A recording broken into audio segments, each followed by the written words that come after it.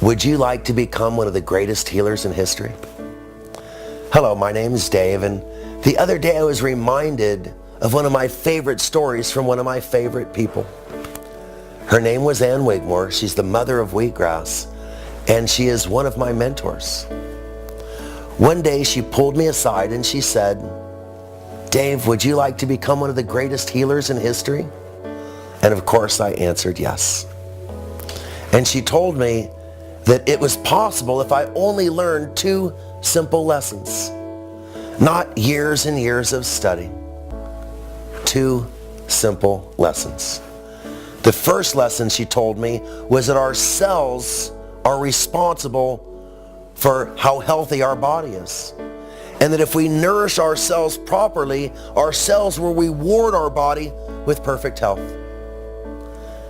But she said there's a little accountant inside of every cell, and that accountant is counting the antioxidants, the vitamins, the nutrients. And if we don't get enough, then our cells will not function properly. And if our cells don't function properly, then our body will begin to break down. We will suffer.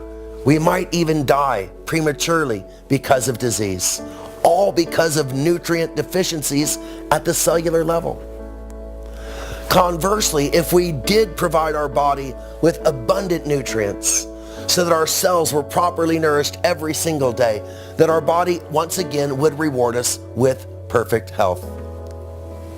Seemed pretty simple to me. The second part of the equation was also pretty easy to understand.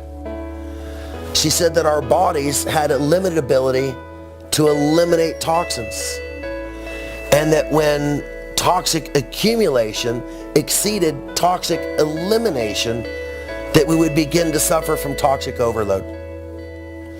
And that toxic overload would again create this toxic environment in our body, which might lead to disease.